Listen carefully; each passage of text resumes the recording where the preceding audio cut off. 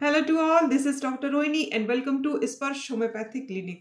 दोस्तों, आज हम बात करेंगे कुछ ऐसे लक्षणों के बारे में जो अगर हमें ये दिखाई देते हैं अपनी बॉडी पर तो ये लीवर से जुड़ी किसी प्रॉब्लम का संकेत हो सकते हैं। ये लक्षण लीवर की बीमारी का डायग्नोसिस नहीं है, पर अगर ऐसे लक्षण दिखाई देते हैं तो ये लीवर से जुड़ी किसी प्रॉब्लम का संकेत ज़रूर हो सकते हैं। तो सबसे पहले हम बात करेंगे फटीग की। अगर किसी को सुबह उठने पर बहुत ज़्यादा थकान रहती है और ये थकान उसे दिन भर बनी रहती है, तो ये लीवर से जुड़ी किसी प्रॉब्लम का संकेत हो सकती है। अगर एडिक्वेट अमाउंट में रेस्ट करने के बाद भी थकान रहती है, तो ये लीवर की प्रॉब्लम हो सकती है। और फैटी लीवर की कंडीशन में इस तरह की दिक्कत दिखाई देती है, इस तरह की प्रॉब्लम ज़्यादा दिखाई देती है, इसलिए इस पर ध्यान देने की ज़रूरत है। नेक्स्ट है इंडाइजेशन। अगर किसी को खाना ठीक से पचता नहीं है, भूख बहुत कम लगती है, पेट ठीक से साफ नहीं होता है, तो ये भी लीवर की प्रॉब्लम की वजह से हो सकती है। क्योंकि हमारा लीवर हमारे डाइजेस्टिव सिस्टम का एक हिस्सा है और ये खाने को पचाने में महत्वपूर्ण भूमिका निभाता है। तो अगर किसी को इनडाइजेशन की समस्या रहती है तो ये लीवर की प्रॉब्लम की वजह से हो सकती है। तीसरा है, अगर किसी को अपने पैरों में बहुत स्वेलिंग दिखाई दे रही है और स्वेलिंग ऐसी है कि अगर उस पर हम अपनी उंगली से प्रेस करते हैं तो वहाँ पे गड्ढा बन जाता है, जिसे हम पिटिंग ईडिमा कहते हैं। तो अगर इस तरह की स्वेलिंग, जैसा कि हम पिक्चर में देख रहे हैं, अगर दिखाई देती है तो ये भी लीवर की प्रॉब्लम की वजह से हो सकती है। हमारा लीवर कुछ प्रोटीन्स बनाता है जो हमारे शरीर में फ्लूइड के रेगुलेशन में हेल्प करता है। और अगर हमारा लीवर कुछ डैमेज है, हमारे लीवर में कोई प्रॉब्लम है, तो जो फ्लूइड है वो हमारी सेल्स के बीच में जो इंट्रासेलुलर स्पेस होता है वहाँ पर इकट्ठा होने लगता है और उसकी वजह से इस तरह की स्वेलिंग आ जाती है।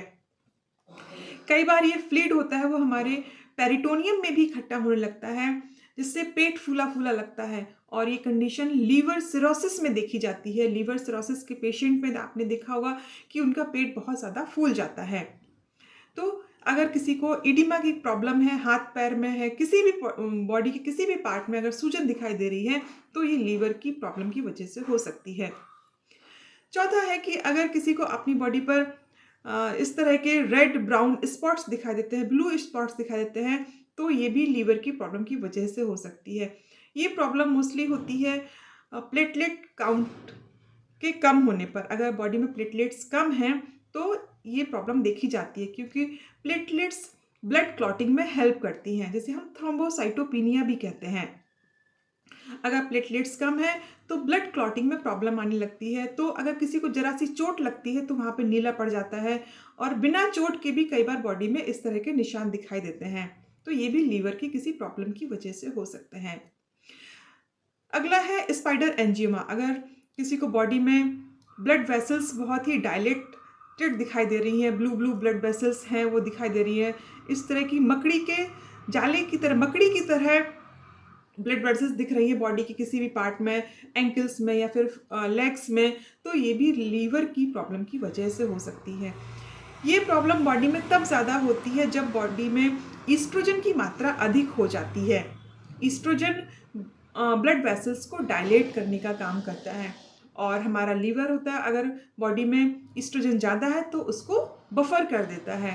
तो किसी भी में मैन हो या फिर वुमेन, इस तरह की प्रॉब्लम प्रेगनेंसी में भी देखी जाती है, क्योंकि प्रेगनेंसी में एस्ट्रोजन की मात्रा अधिक हो जाती है। और ये प्रॉब्लम ओरल कॉन्ट्रासेप्टिव पिल्स के साइड इफ़ेक्ट के रूप में भी देखी जाती है। अगर किसी ने हार्मोन थेरेपी लेता है तो उसमें भी ये प्रॉब्लम देखी जाती है। तो अगर किसी को इस तरह के स्पाइडर एंजियोमा अपनी बॉडी में दिखाई देते हैं तो वो लीवर की प्रॉब्लम की वजह से हो सकते हैं। नेक्स्ट है क्रैक्ड हील। अगर किसी की एड़ियाँ बहुत ज़्यादा फटती हैं, प्रॉपर केयर करने के बाद भी एड़ियाँ बहुत फट रही हैं, तो ये भी लीवर की प्रॉब्लम की वजह से हो सकती हैं और ये विटामिन B3 की डेफिशिएंसी की वजह से होती है। अगर कोई पर्सन बहुत ज़्यादा मात्रा में अल्कोहल लेता है तो विटामिन B3 का एब्जॉर्प्शन प्रॉपर नहीं हो पाता है। और अगर कोई कॉर्न बहुत ज़्यादा में मात्रा में यूज़ करता है, मक्का बहुत ज़्यादा खाता है, तो भी विटामिन B3 की डेफिशिएंसी हो जाती है और ये क्रैक्ड हील, ड्राई स्किन की प्रॉब्लम अक्सर देखी जाती है। अगर किसी की स्किन बहुत ज़्यादा ड्राई है, स्केली है, बहुत ज़्यादा सूखी-सूखी दिखाई दे रही है, तो ये प्रॉब्लम भी होती है लीवर की, लीवर में कोई समस्या होने पर। अगर हमारा लीवर बाइल प्रॉपर मात्रा में नहीं बनाता है, तो जो फैट सॉल्युबल विटामिन्स होते हैं उनका एब्जॉर्प्शन नहीं हो पाता है। इसी तरह से ओमेगा 3 फैटी एसिड्स का भी एब्जॉर्प्शन नहीं हो पाता है, जिसकी कमी से हमारी स्किन ड्राई और स्केली हो जाती है। तो अगर किसी की स्किन बहुत ज़्यादा सूखी है, तो ये भी लीवर की प्रॉब्लम की वजह से हो सकती है। नेक्स्ट है कि अगर किसी को अपने पैरों से बहुत ज़्यादा स्मेल आती है, आपने देखा होगा किसी किसी के पैरों से, सॉक्स से बहुत ज़्यादा स्मेल आती है, और किसी किसी के मुंह से भी स्मेल आती है, पसीना भी बहुत तेज़ महकता है, तो ये भी लीवर की प्रॉब्लम की वजह से हो सकता है। हम सब जानते हैं कि हमारा लीवर हमारी बॉडी से टॉक्सिन्स को रिमूव करने का काम करता है। तो अगर हमारा लीवर प्रॉपर वर्क नहीं करता है, तो ये टॉक्सिन्स हमारी बॉडी में एक्यूमुलेट होने लगते हैं और इनकी वजह से ये स्मेल आती है। तो अगली बार जब आप देखें कि किसी के पैरों से स्मेल आ रही है, मुंह से स्मेल आ रही है, तो ये उसको लीवर की प्रॉब्लम की वजह से हो सकती है। नेक्स्ट है, अगर किसी को अपनी स्किन का कलर येलोइश दिखा देता है, अपनी आँखों का जो व्हाइट पोर्शन है वो येलोइश दिख रहा है, नेल्स हैं वो येलोइश दिख रहे हैं, तो ये भी लीवर की प्रॉब्लम की वजह से हो सकती है। हमारा लीवर बिलीरुबिन को बॉडी से बाहर निकालने का काम करता है बाइल के थ्रू, और ये बिलीरुबिन बनता है जो डेड आरबीसीज होती है, जो पुरानी रेड ब्लड सेल्स होती हैं, उनके डिस्ट्रॉय होने से बिलीरुबिन बनता है। हमारा लीवर इस बिलीरुबिन को बाइल के थ्रू बाहर निकाल देता है। तो अगर हमारा लीवर प्रॉपर वर्क नहीं करता है, तो ये बिलीरुबिन हमारे ब्लड में इकट्ठा होने लगता है, जिसकी वजह से येलो कलर दिखाई देता है। इसकी वजह से यूरिन का कलर डार्क हो सकता है और जो स्टूल होता है उसका कलर लाइट हो जाता है। नेक्स्ट है कि अगर स्किन में बहुत ज़्यादा खुजली हो रही है, बहुत ज़्यादा ड्राई स्किन है और उसमें खुजली बहुत ज़्यादा हो रही है, तो ये भी लीवर की प्रॉब्लम की वजह से हो सकता है। अगर उस शरीर में बाइल इकट्ठा हो रहा है, बाइल प्रॉपरली इंटेस्टाइन में नहीं जा रहा है लीवर के थ्रू, और वो बाइल ब्लड में जा रहा है, तो इसकी वजह से स्किन में खुजली हो सकती है। नेक्स्ट है कि अगर पेट में राइट साइड में दर्द होता है, अगर बैठने पर ये दर्द बढ़ जाता है और लेटने पर ये दर्द थोड़ा कम हो जाता है, तो ये भी लीवर की प्रॉब्लम की वजह से हो सकता है। लीवर में सूजन की वजह से ये दर्द हो सकता है।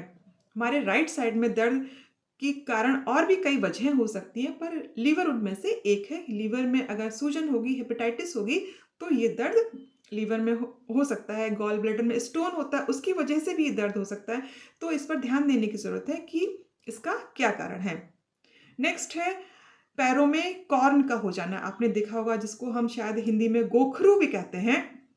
किसी किसी के पैरों में ये बहुत देखने को मिलते हैं। इसमें बहुत दर्द भी होता है, वहाँ पे स्किन बहुत ड्राई स्केली हो जाती है। इसका कारण होता है शरीर में विटामिन ए की डिफिशियंसी, और विटामिन ए एक फैट सॉल्युबल विटामिन है।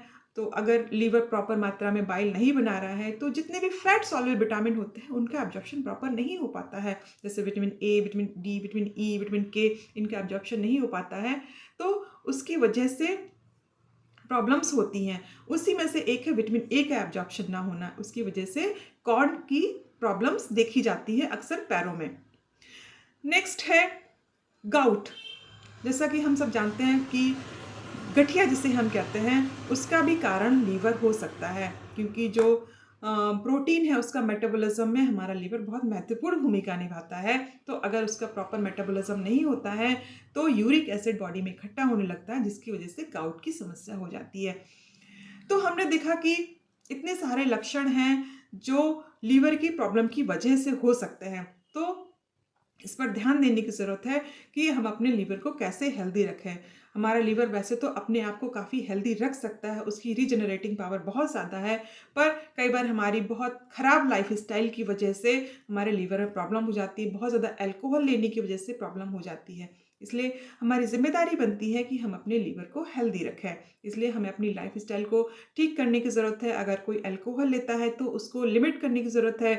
ओबेसिटी है, वेट बहुत ज़्यादा है, तो उसको कम करने की ज़रूरत है, और अपने खाने में फैट और ट्रांस फैट मोस्टली उसको कम करने की ज़रूरत है। हेल्दी फैट को इंक्लूड करने की ज़रूरत है। अपने खाने में ग्रीन वेजिटेबल्स और फ्रूट्स को इंक्लूड करें, होल ग्रेन्स हैं उनको इंक्लूड करें, और जितने भी रिफाइंड कार्बोहाइड्रेट हैं उनको अपने खाने से पूरी तरह से अलग करने की ज़रूरत है।